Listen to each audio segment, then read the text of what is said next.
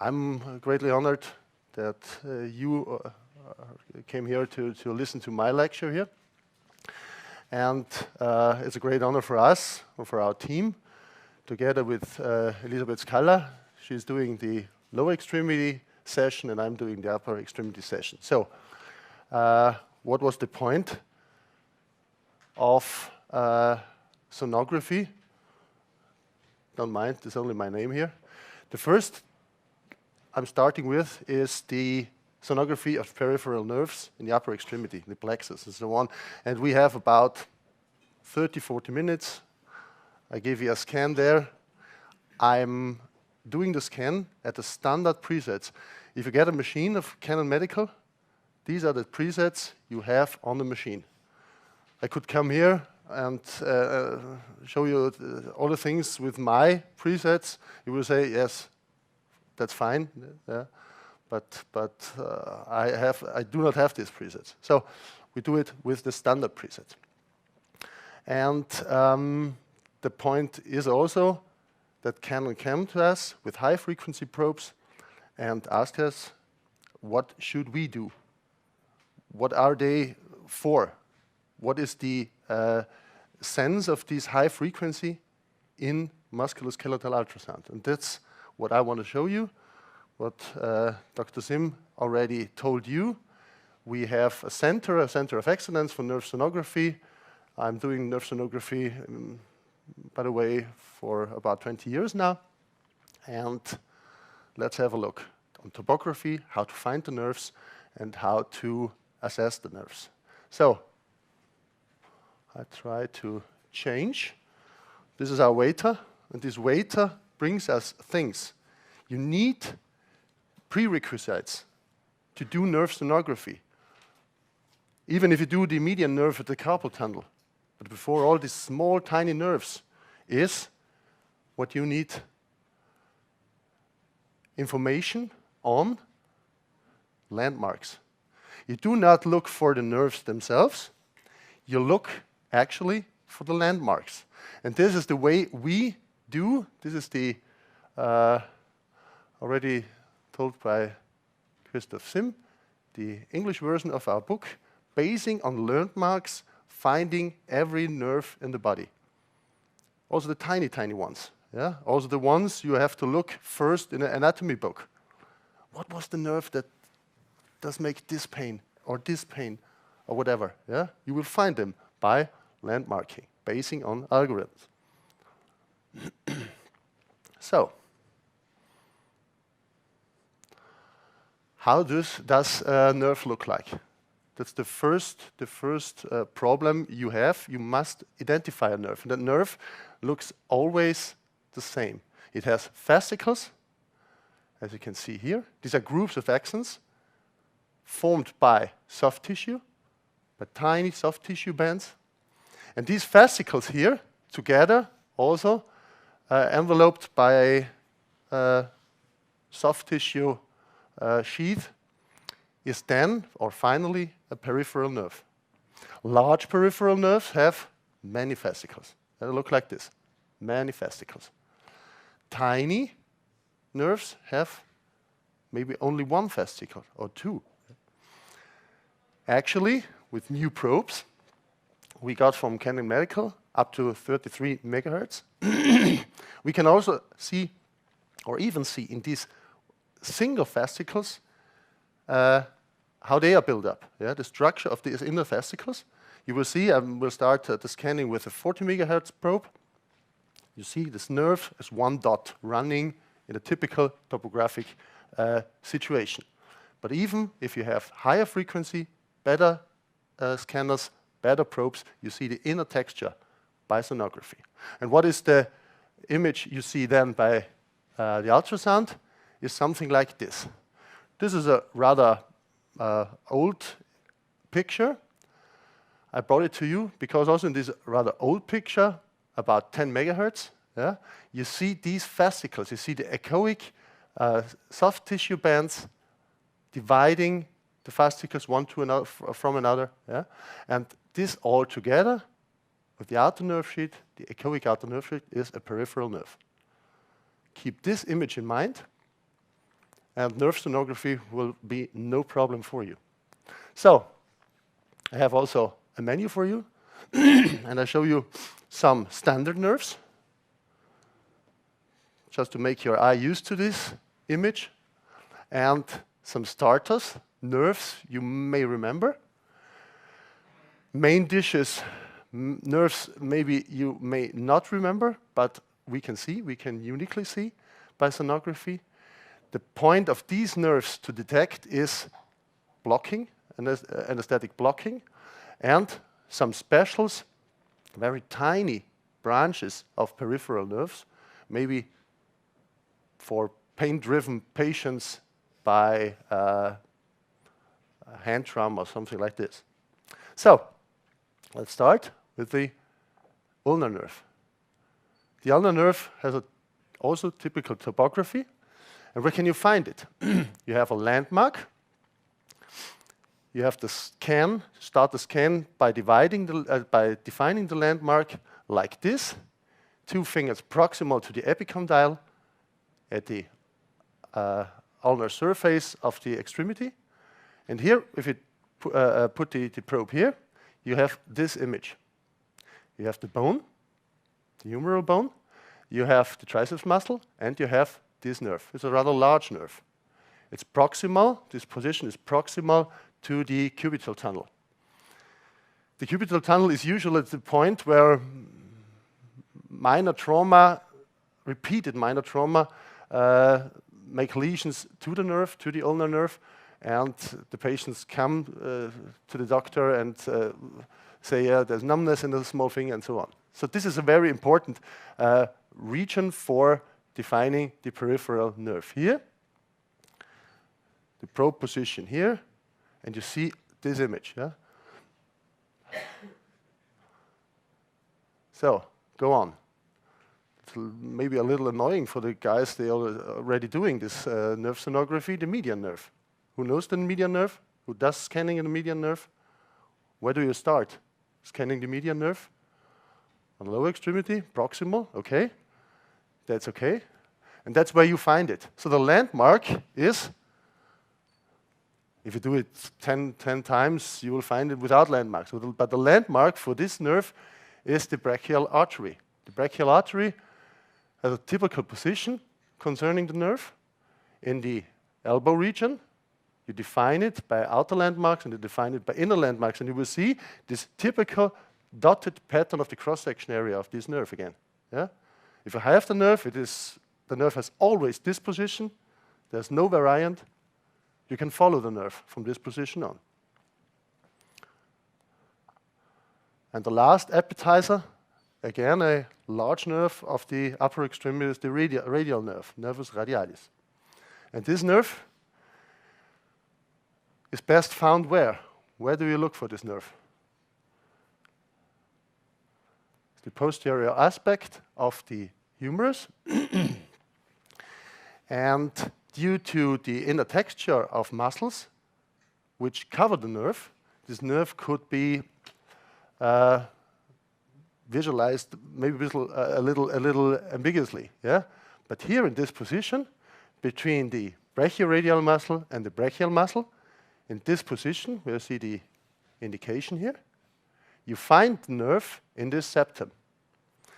Here, the nerve has already 2 parts in this image. Why? Do you have any idea? What could be the point why we have 2 nerves here? Is it normal? Is it expected? That's correct. That's correct. These are the final branches. The branching is beginning already at different heights in the upper extremity, in the proximal upper extremity. Yeah? This could be variable. You can also have one nerve with typical fascicular pattern at this position. But usually you have already this partition in the profound and the superficial branch of the radial nerve. In this image, just also to teach your eye, where is the nerve actually? Is the nerve in the muscle? Where is the nerve by topography? It's always in the septum. The fascias, the septi, are always the leading point for this peripheral nerve. You can never find a peripheral nerve without septi or resembling structures within a nerve, within a muscle. There's always to follow soft tissue. There's always maybe to follow vessels, the neighboring vessels, sometimes in some special cases. But have an eye on this situation in the septi. If you have this in mind, you will find a lot of nerves that usually follow this pattern. So, these were the large nerves. Most of you already did scan these 3 nerves. These are standards. If they are neurologists, they always come to us and want to see this compressive neuropathies. What do they want to see? The median nerve and the ulnar nerve. So for us, it's rather annoying. And if you're a little or more addicted to sonographer, you want to see the cool ones. Yeah? You want to see and begin with the starters at, for example, the phrenic nerve. Do you know the phrenic nerve? Do you know what the phrenic nerve is doing? That's the nerve for innervation of the diaphragm. You need it for breathing. So, where does it come from? This is all information you have to have in your mind. Somewhere back, this information is already. You have to find it again. The phrenic nerve has also typical topography. You define the sternocleidoid muscle. Sorry, my voice is a little hampered. The sternocleidoid muscle. The head turned a little to the contralateral position, and this nerve comes out of C4, turns around the anterior scalene muscle and runs on the ventral surface like a spiral downward to the aperture of the thorax. Outer landmarks, inner landmarks, you have rather thick or rather huge anterior scalene muscle, and you have this sternocleidoid muscle. You have these 2 landmarks in mind. You have also veins. Then have a look. You see the nerve. The nerve is running at this position at the ventral surface of the scalene muscle downward. And you can also see here we have about 21 megahertz used here for this scan. And this nerve has only little inner soft tissue. So the texture is not as expected from scanning. Median nerve, for example, has not this fascicular pattern. You only see one tract running down hypoechoically without inner texture change. So what we are expecting at higher frequencies hasn't to be eventually for the phrenic nerve, but for other nerves, the assessment of the inner texture, for example, in such tiny nerves. So this is an easy one. Phrenic nerve. I brought a scan for you. This is real. Can you see the phrenic nerve? Who can see the phrenic nerve? This is the laser pointer. Please show us the phrenic nerve. I want to be sure. This one.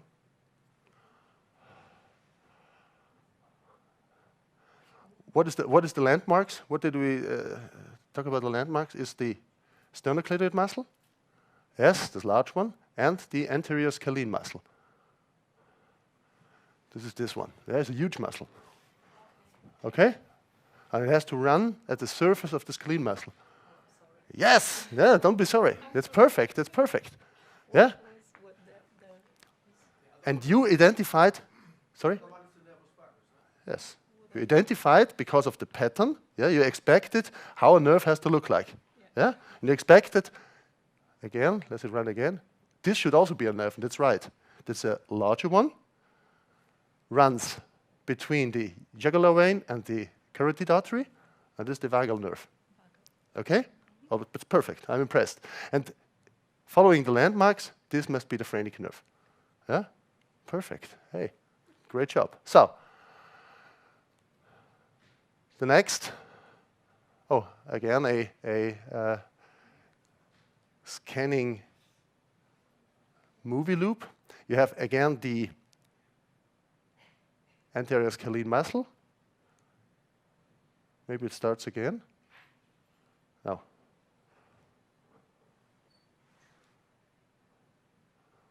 Just want to show you. Finally, we're radiologists. You can depict it also longitudinally. Have a look on that. This is the phrenic nerve running down. And you have a little impression, at least, that it has a fascicular pattern. Yeah? It's not without echoic inner texture, like a vein or something like this. But you also see these tiny nerves can be depicted longitudinally. Yeah?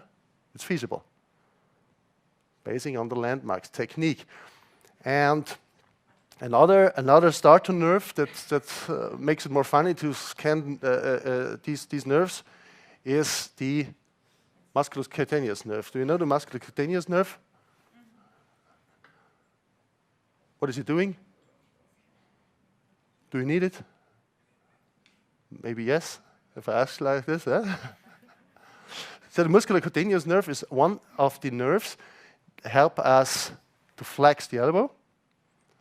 Yeah? Innervates the brachial muscle, musculocutaneous muscle, biceps muscle, and has a final branch for a sensory innervation of the lower arm, the lateral side of the lower arm. And why did I bring it to you is because it, again, has a typical position, has a typical landmarking. You have the coracal disposition of the patient, for example, the definition of the medial brachial groove by the index finger, and you see two large muscles. The coracobrachial muscle, humerus, and the biceps muscle. And between these both muscles, there is a rather huge triangle, echoic triangle, soft tissue, and within this soft tissue, the nerve has to run. He cannot run next to here or here. He runs within this soft tissue sheath. If you know the landmarks, you know the nerve.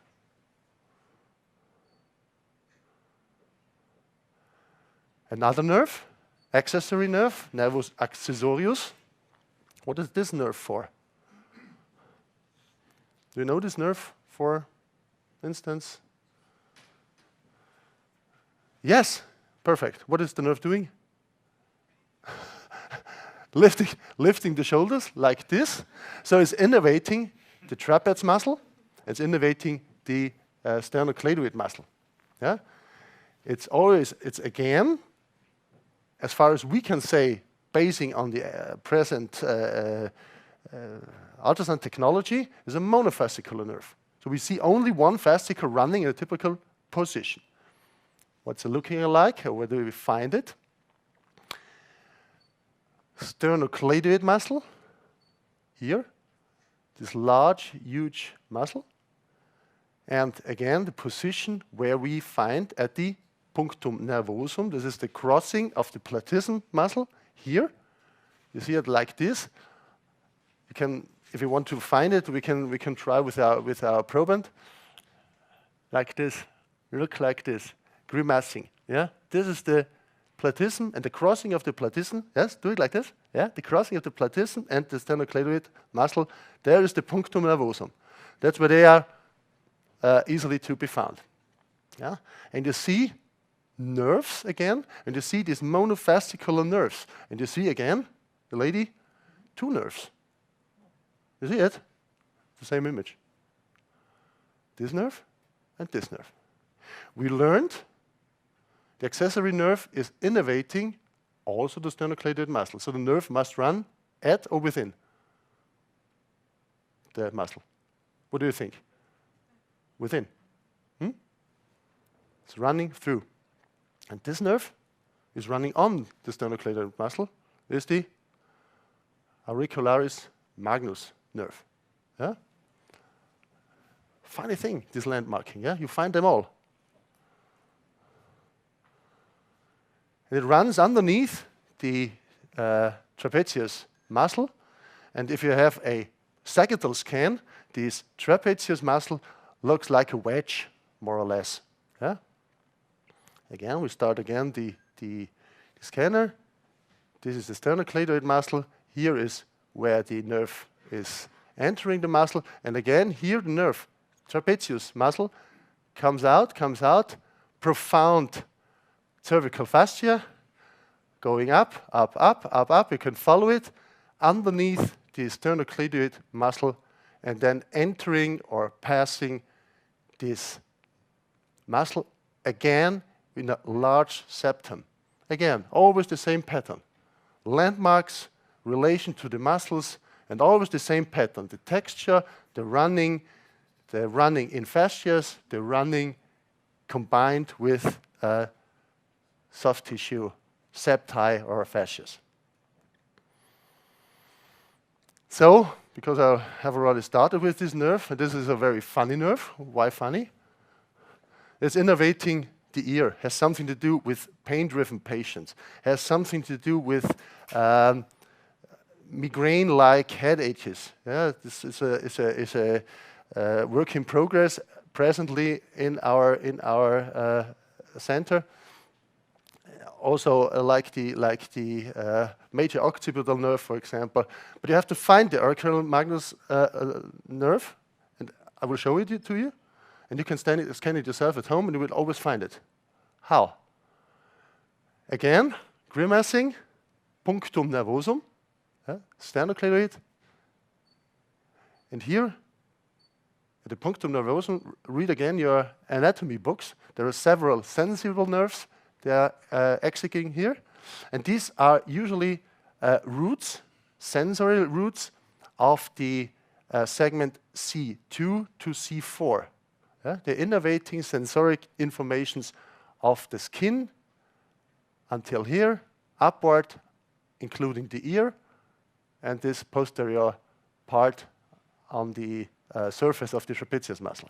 So, the outer landmark is like this. The inner landmark is the sternocleidoid muscle again, and you found it out that this muscle is crucial to find, to define, and can be a landmark for several of these muscles. Sternocleidoid muscle, and as you remember of your anatomy courses, this is the only nerve who is doing a loop around the posterior border of the sternocleidoid muscle. It's doing a loop. Yeah? The muscle is in the way, and the nerve is doing a loop behind this muscle. So if you have a loop of any structure, and you do one scanning plane, so you have the nerve seen 2 times, the same nerve. Okay? You have a loop, do a scan, you have both branches of the nerve seen. Can you see the nerve with this information? Sternocleidoid muscle is indicated. Yes? This is the nerve. Okay? You see the nerve twofold. And for better imagination, again, a video. Could you start it, please? Some videos are hampering running. Yeah, again, you see that? The loop. Deep, superficial, and the loop around the sternocleidoid muscle. You see it once, you scan it once, you understood it, you always find the nerve. Yeah? Using the landmarks and using the information, the basics information of how the anatomy runs in this field. It's a rather complex field. There are other fields that are not that complex, but the field of the plexus, of the cervical region, are rather complex. But now you have the items to also manage this region. Suprascapular nerve. The suprascapular nerve is one of the largest nerves of the plexus. It's a mainly motor nerve. And why this nerve is so important? This nerve innervates the rotator cuff. Most motions you do with your shoulder, lifting the arm and so on, next to axillary nerve, for example, but this nerve is following. The suprascapular nerve is one of the main responsible for normal shoulder motion and is in a typical course, easily to be found. Again, outer landmark, this groove, proximal or cranial to the clavicle, supraclavicular groove. And if you do the scan sagittally, you see the artery, and you see one muscle here. What is the muscle coming from the cervical region, ending up at the scapula? Do you remember? So-called omohyoid muscle. And the fun is, the omohyoid muscle has more or less the same course as the suprascapular nerve has, and is covering this nerve. So,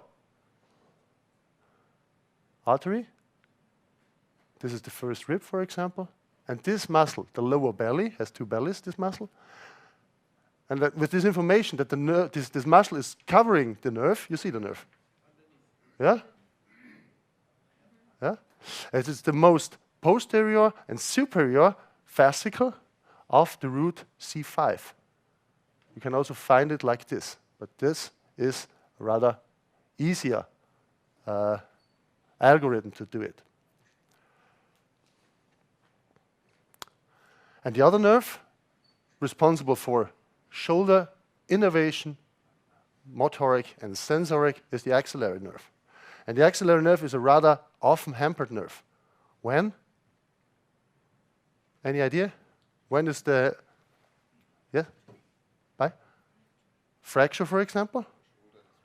Shoulder dislocation, the classic nerve of shoulder dislocation, yeah? Torn nerves. You have an atrophy of the deltoid muscle, and you have sensory loss, a typical region of the lateral surface of the skin there. And how to find the nerve? Also, typical position, so-called arbor position, yeah? Abduction and external rotation. You can position the patient like this, yeah? And then you have the capsule prone. You see the capsule or the humeral head here, and the subscapular nerve, muscle, yeah? And here, in this, again, septum, run two structures, two tubular structures. Is the circumflex artery and is the axillary nerve. Easy to do. Yeah? Artery, nerve. Always look for septi or fascias. I brought a video to you, how you can find it, yeah? And here in the septum, you see that? Following, going to the posterior fascicle of the plexus, yeah? The image is not so good as the others were. Why? Deeper. Correct. And deeper implements lower frequency. Yeah? You need lower frequencies to scan this nerve. Imagine patients having had a dislocation of the shoulder, swollen. Yeah? If you do it with a, 20 megahertz, you will find the shoulder or the surface to this depth. Yeah? You never find this region. So you have lower frequencies. Lower frequencies are sold by deeper penetration but lower resolution, and this is sometimes also the fact. Yeah, that's physics. You need to know. But you see again the nerve running in this septum. Easy to do image. So go further. Recommended specials. We have not that much time, so I show you here some specials, and in the show and tell. Then I show you some. And to show you again the landmarks, we do it together. Superficial and profound branch of the ulnar nerve. Why this? This nerve is, or this region is rather often hampered, is rather prone to trauma. And if you can assess the nerve there, if you can also assess the region by functional imaging, and this is unrevealed. Functional imaging also in motion by the hand, tendons, nerves, muscles. No other modality can do that. The patient comes to you and says, I had a trauma, I have pain there. You do an MR, you have some fluid in some muscles, and you know he has pain there. Unless the patient also already told you. You do not know if it's a functional impairment, what is the pathology. This is the best ultrasound can provide. Basing also on our landmarking technique, the superficial branch on the hypotenar, on this muscle and this scanning plane. And the landmark is this tiny, thin muscle. It's a muscle 80% of the persons have, so 20% don't.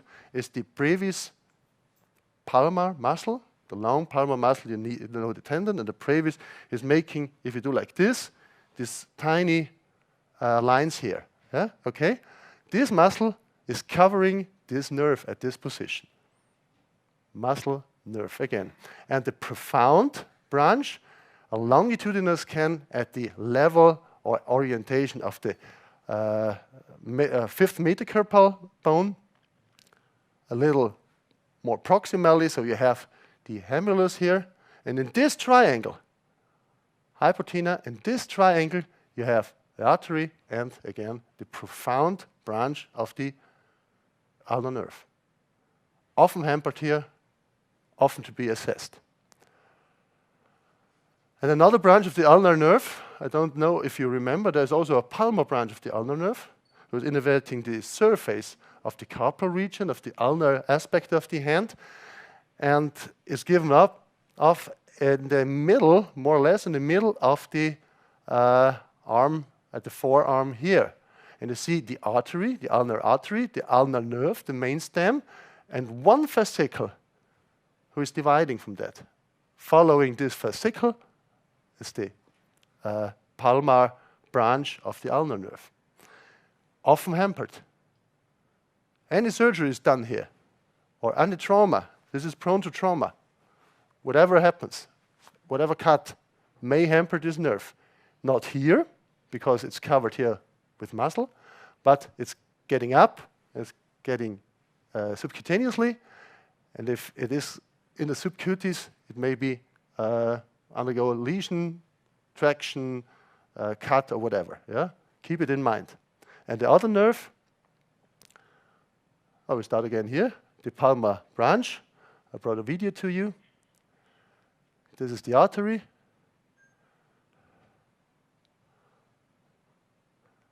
The artery, and giving off this branch. You see it? And they also saw a little hump, a little pearl. This was a trauma of this nerve. Forget it in the meanwhile, but you can find here the typical aspect, a typical position of this tiny but clearly definable structure. The distal median nerve, again, the hand, often impaired by trauma, often under lesion. There's a thenar branch and a motor branch. Finally, you find the sensible palmar branch, again, dividing from the main stem, a little small dot that's running, neighboring the tendon of the flexor carpi radial muscle. And this neighboring structure is the sensible nerve for the hand here. Tiny monofascicular nerve. And even you can define by ultrasound the,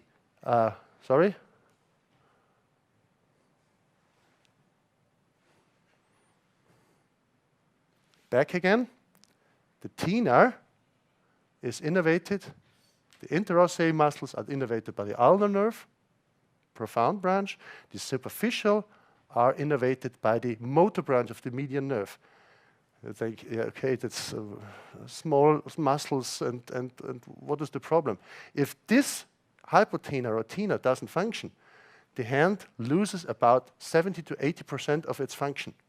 You cannot close your jacket or so on. Yeah, these fine motoric items the hand has to do is basing on these nerves I showed you. And this is the motor branch. The flexor of the short flexor of the thumb is this muscle in this scanner orientation, you see this nerve entering into the muscle, neighbored again by soft tissue. And again, here you see this entering of this nerve, exiting, entering. It's like a sweep up and down. And you can clearly define also together with motion, with functional assessment, where the nerve is hampered, which nerve is hampered, what is the reason why the patient has his problems. So last but not least, superficial branch of the radial nerve. Again, an often hampered sensory nerve, and that's the final one of this talk. You again have landmarks, and the landmark here is the brachioradial muscle. The brachioradial muscle is this one. It's a huge flexor of the elbow, and at the border of this muscle, there's a fascia, and in this fascia, this nerve is running downwards to innervate the radial and dorsal aspect of the hand. Very often hampered by surgery, by hand surgery. Tenovaginitis décavin, if you maybe know, the cutting of the extensor, retinaculum extensorum, often ends up in a lesion of this nerve. To find this, to define this, to have a maybe therapeutic option for the patient. Easily and cool done by high-frequency ultrasonography. So what we have here is the actually old book. That's the German version. As Christoph Sim already told us, it's a huge success. We didn't expect it, and that's why Springer forced us to do also a English version of this book. And all I told you of these, some of these tiny nerves, together with the other nerves in the body, are to be found in this book. It's already in press, and it's coming up in, I think, April this year. And again, let me invite you to this international workshop we're doing. It's an intensive 2 days workshop in London. Maybe you have time, and it's usually much work to do, and it's also wow of all the participants having done these workshops with us. Last year we were here in Vienna. It's amazing. Yeah? It's amazing also the learning curve of the colleagues that taking part in these workshops we are doing and we are planning.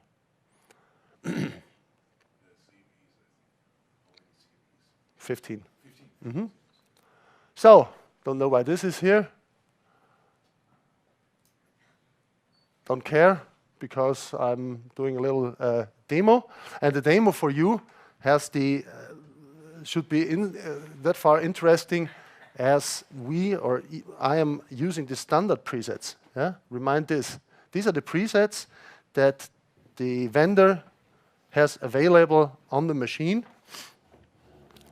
when you get the machine. Yeah? There's no change. I touched the machine now the first time, so you can do it yourself. And let's try, and I'll show you some of the nerves. So get a little to the cervical region. 14 rein dann. Danke. Huh?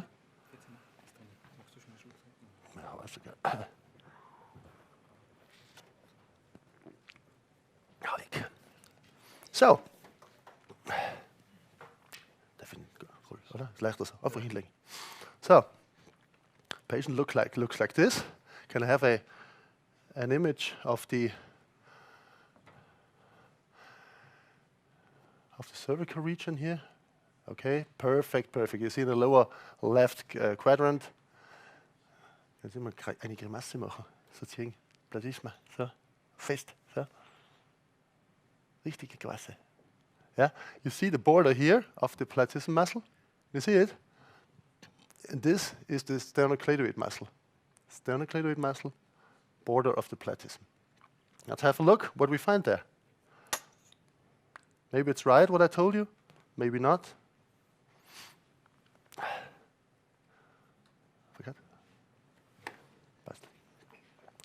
So, sternocleidoid muscle. Again, we have the, just for orientation. What is this structure? Don't cry so loud, I cannot hear you. Yes, carotid artery, and this is the vein, yeah. First scan the large things. And here, as the colleague told us, nervus vagus. So, what is this? What is this bony structure here? Can you imagine? Sorry? The transverse process, yes, that's a vertebral body. That's it, transverse process. And exiting here of the transverse process should be the plexus. Brachial, cervical-brachial plexus. So that's it. Okay. Again, landmarks to show you something beyond the already told things, or just have a look. Landmark again. This muscle is the anterior scalene muscle, and on the anterior scalene muscle is what?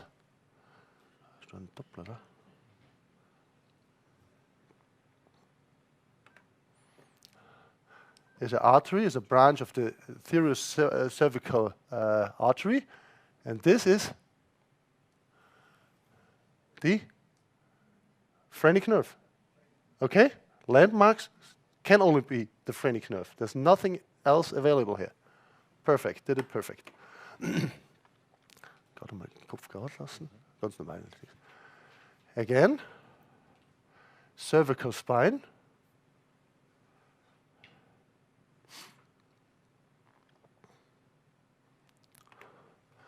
Take this position.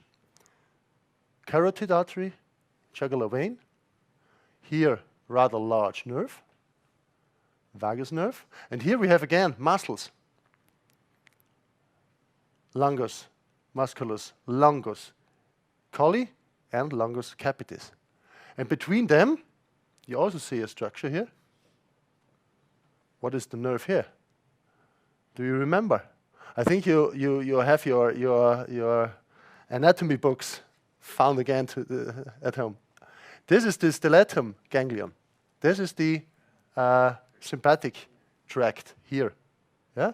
Landmarks may be found in the book, for example.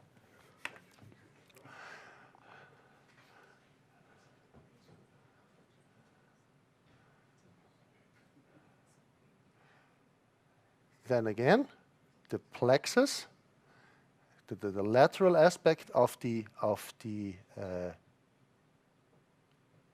cervical spine, and you have here,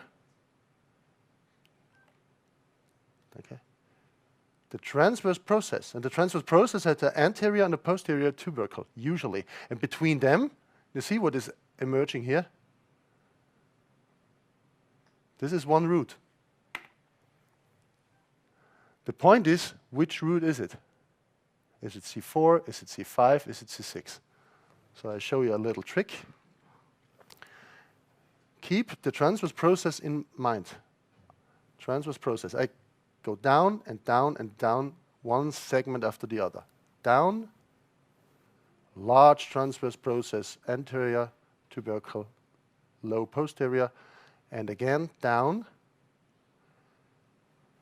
large posterior, and where's the anterior? It's lost. So we have a transition zone on the cervical spine. Every segment has a transverse process, and every transverse process has an anterior and a posterior tubercle, except C7. So I know, and I'm sure, this is C7. And starting with this point and with this segment, I can count. So, again, okay, one posterior tubercle, C7. Going up, posterior, huge anterior, C6. Up, anterior, posterior, C5. Okay? That's it. And C5, we follow C5, we follow C5. And this is the posterior aspect of C5, exiting here. And what I told you with C5, the posterolateral thick structure going down to the scapula, covered by the omohyoid muscle. This is the suprascapular nerve. Yeah? If you know the landmarks and if you know the scanning, it's easy to do. You can find all of these structures and all of these nerves.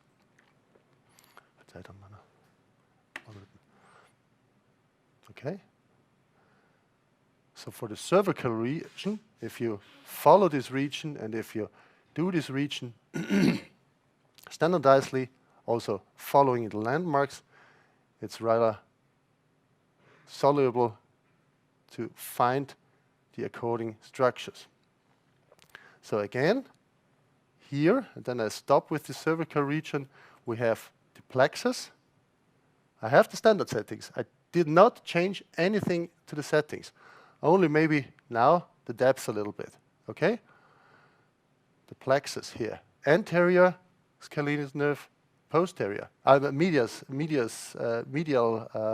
scalene muscle.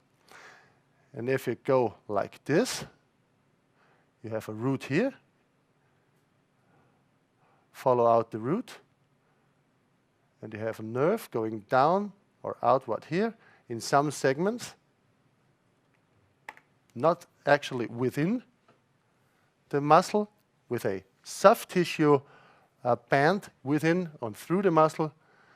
This is the long thoracic nerve coming out of C5, C6, 2 or 3 roots going through the medial scalene muscle and going downward to the lateral aspect of the thorax. So that's for the cervical region. The other thing is, let's have a look at the arm. What was the landmark for the radial nerve? Can you remember?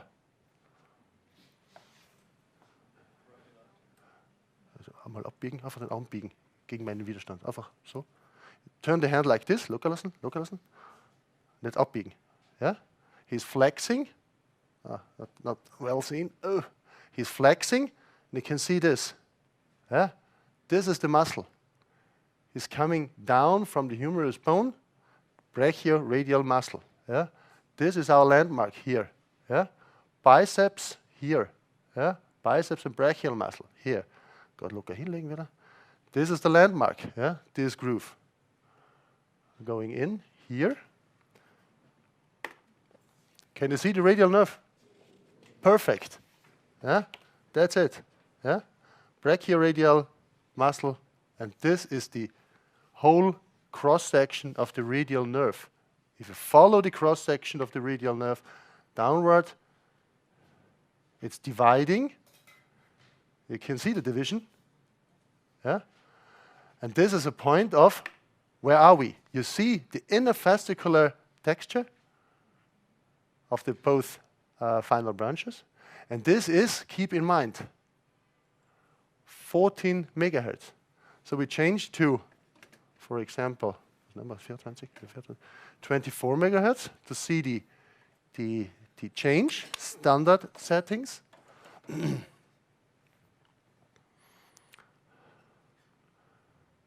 Standard settings. Can you see the gain, information gain? You see these multiple tiny inner fascicles. You see even a accompanying inner artery here. Often small arteries are within the same soft tissue sheath. They have the same outgrowth indication by forming the body, embryologic outforming. Yeah?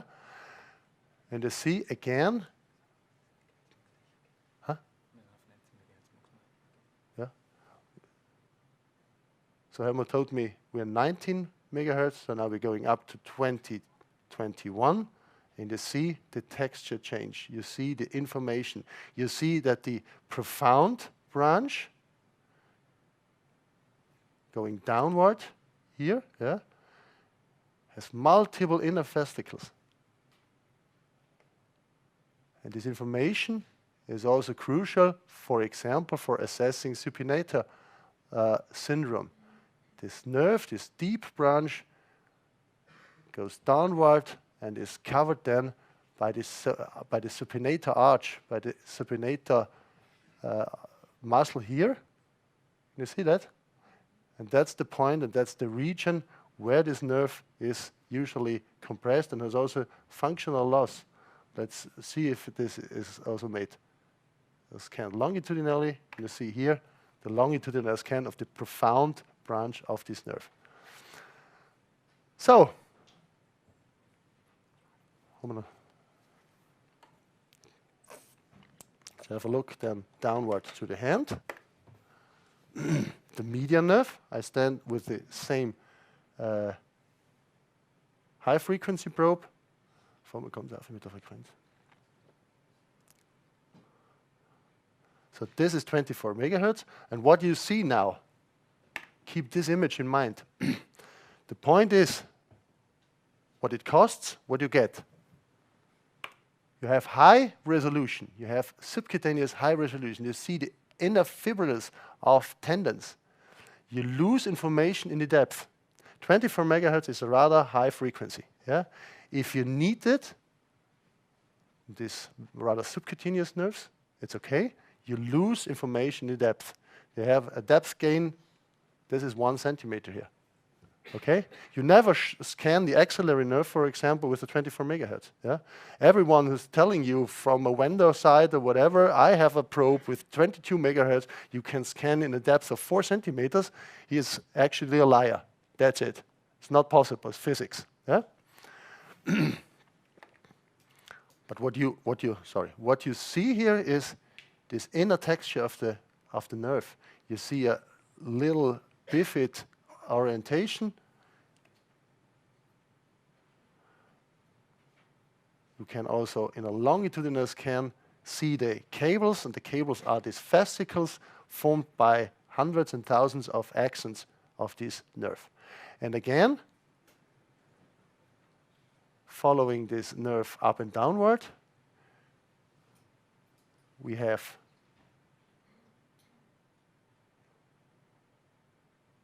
one small, looking like fascicles, exiting this nerve, perforating the brachial fascia here, and going down, accompanying or neighboring the tendon of the flexor carpi radial muscle to innervate the sensory field of the radial palmar aspect of the hand.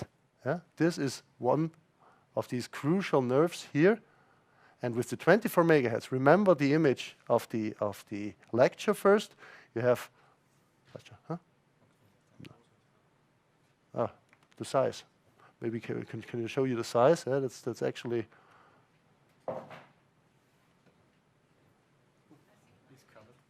Oh.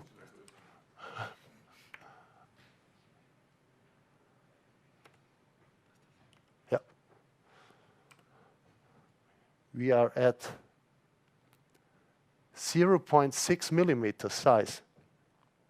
There's nothing, that's nothing what the standard, for example, MRI or whatever can depict. It can depict sizes like this, but with a huge consumption of time and whatever, yeah, and costs. I have the standard scanner with the standard preset and show you the nerve. And if he has pain and if he has a trauma there, you can exclude, for example, rather easily a lesion of this nerve here. And now, as a final, let's have a look if the guy has the muscle I told you before. Yes, he has.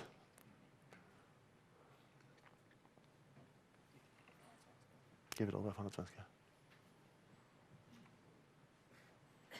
Could you do like this? So machen. Yeah.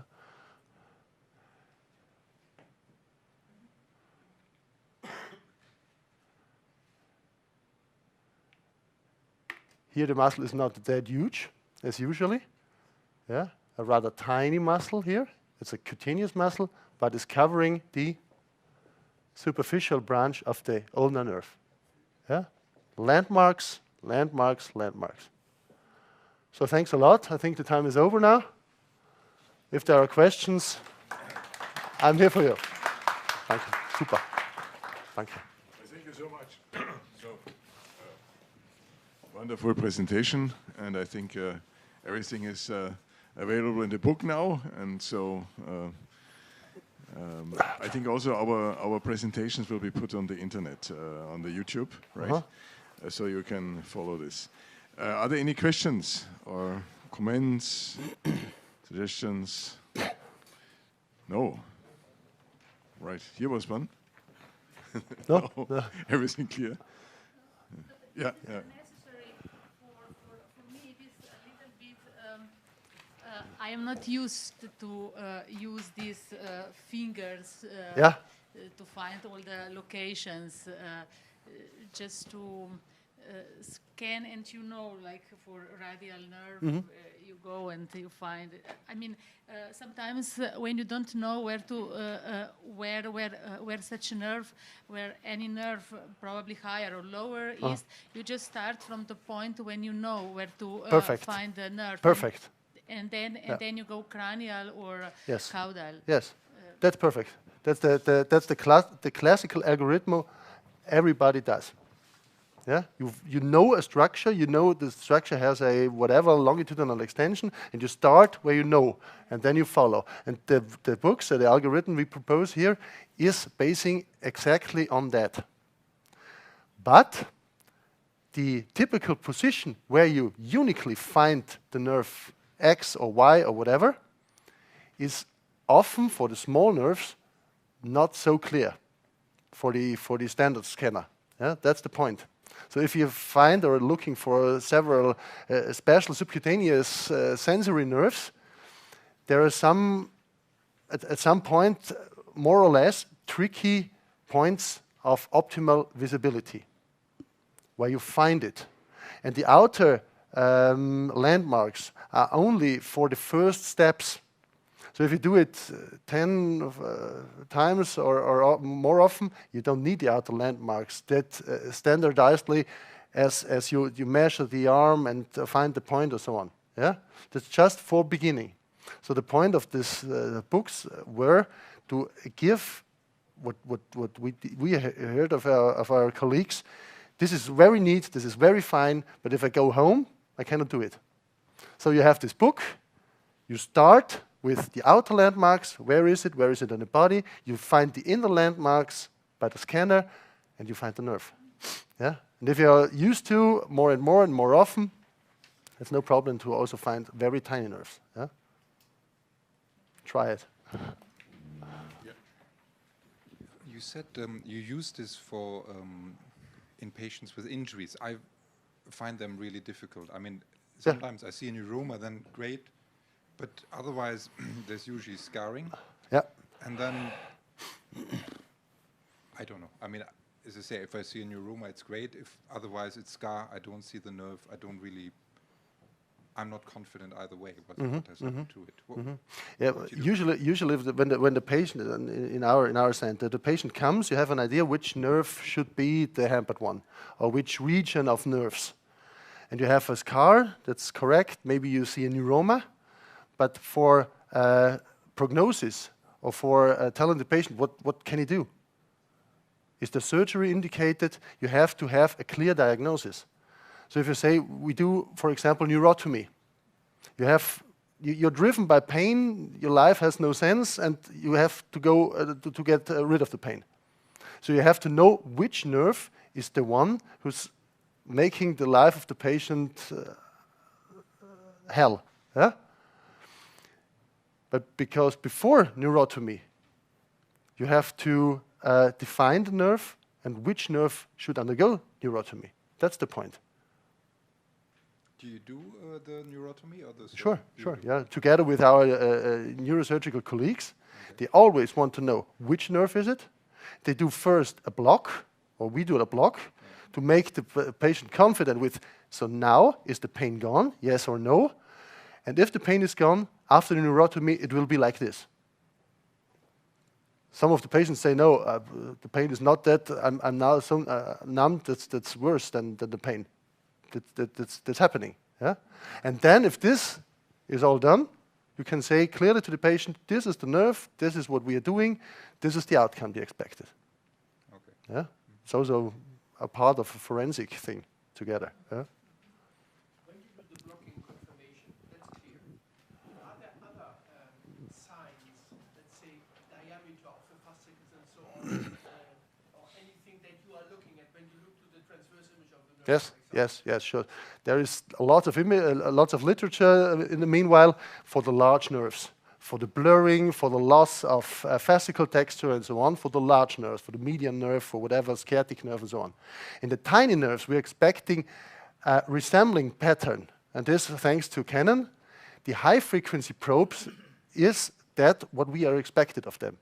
Yeah, that's the point. We have inner texture, we see inner texture. For example, we had an image of a sural nerve at 33 megahertz. The sural nerve, or the medial sural nerve, is a classical monofascicular nerve, always been. You have one fascicle. So we had a 33 megahertz probe, made a scan and said, wow, there are more than 5 fascicles. Yeah? And this is what we are expecting of higher frequency for a confined portion of peripheral nerves. For example, as you see this, why I also addressed this problem of the depth. I'm sure the axillary nerve, for example, is never to be shown at the 33 megahertz. Yeah?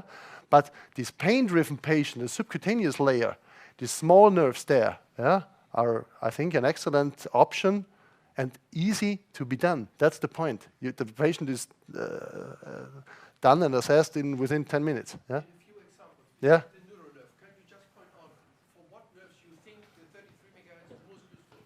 For every nerve that's lying mainly in the subcutaneous region. Maybe also, and this is one thing we are intensively dealing with at the head of the trigeminous nerves and of the facial nerve. That's work that's presently ongoing. That's working well. It's very well. Yeah.